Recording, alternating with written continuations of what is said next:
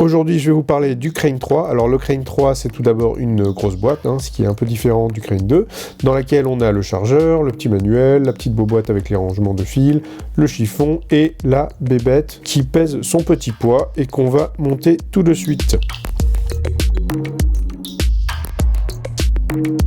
Et on voit tout de suite que donc, le Crane 3 est quand même plus petit que le Crane 2, mais plus large et plus lourd. Et donc un peu plus galère à ranger dans son sac. Bon, moi j'y arrive toujours dans mon sac Manfrotto en le mettant sur le côté, mais les options de rangement sont quand même plus limitées par rapport au Crane 2.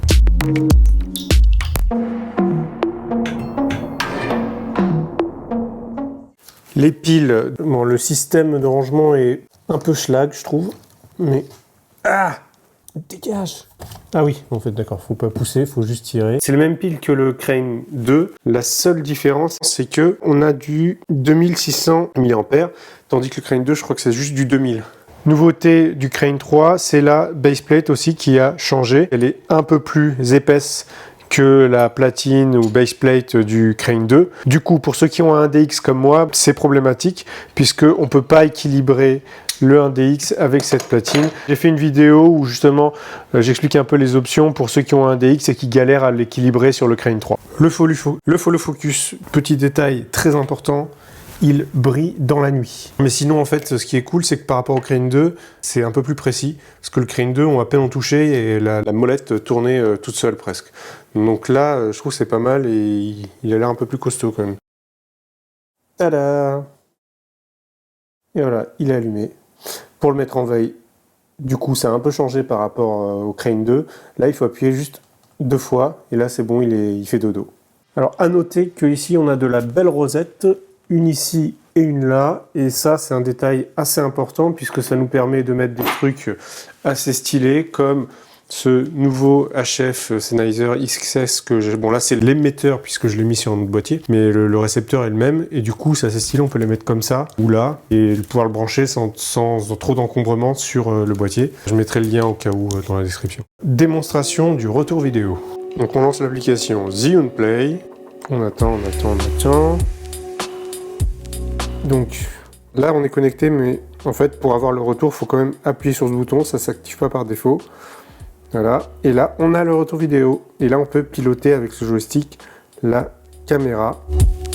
Bon, je suis pas encore du tout à l'aise avec le contrôle à distance, mais on peut faire des coucous à la caméra, voilà, on peut filmer et la piloter. On peut vraiment tout contrôler depuis le téléphone. Alors, en gros, enfin, je le connais pas super bien, mais là, on a tous les modes qu'on peut activer d'ici. On peut changer de mode. On peut contrôler ISO, aperture, balance des blancs, les paramètres de la caméra et les paramètres du gimbal. Vraiment tout depuis le téléphone. En termes de lag, ça va. Enfin, moi, je pensais que ça allait être un peu foireux, ce truc. Mais le truc est assez réactif. Bon, alors, des fois, on peut avoir des problèmes d'interférence, puisque ça marche en Wi-Fi. S'il y a des interférences Wi-Fi, le truc peut mal réagir, ou réagir tout seul, comme s'il était possédé. On peut même calibrer les moteurs aussi. Depuis là, on peut vraiment tout accéder. Ça, c'est assez cool. Autre nouveauté, c'est que là, maintenant, on navigue dans le menu. Mais pour faire les incréments ISO, aperture et tout, ça se fait ici. Le manche, j'ai pas l'impression qu'on peut le plier ou quoi que ce soit. En fait, il est fixe. Je pensais qu'on pouvait un peu le tourner ou le bouger, mais non, il reste...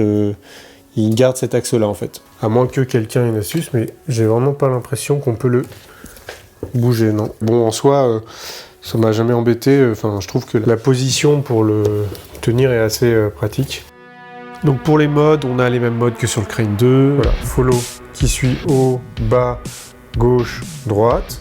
Pan lock, donc en fait il suit l'axe gauche-droite, mais il va pas monter en haut ou en bas, il reste. Donc le mode lock, peu importe ce qu'on fait, il va pas bouger. Voilà, donc ça c'est rien de nouveau. On a un bouton reset pour revenir à la position de base. Première nouveauté, on a maintenant le mode POV. Une fois qu'on l'a activé, si on fait des inclinaisons, voilà, il suit vraiment l'angle de vue. Et donc c'est pareil pour des plans un peu artistiques, c'est sympa. L'option Go, dès qu'on le maintient appuyé, il devient super réactif. Donc là, sans Go. Et maintenant, si je maintiens Go, donc il est quand même plus réactif.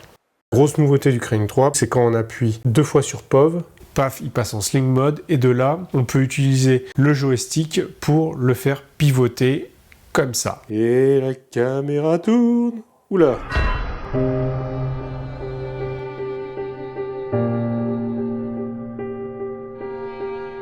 Quand on fait bien, il n'est pas censé partir là ou là, il est censé rester droit. Et donc maintenant, si je tourne, voilà, là, ça marche. En situation réelle, ça peut donner ça, par exemple. Là, c'était la station F de Monsieur Xavier Niel, où pendant un tournage, j'ai pu tester un peu ce Vortex Mode.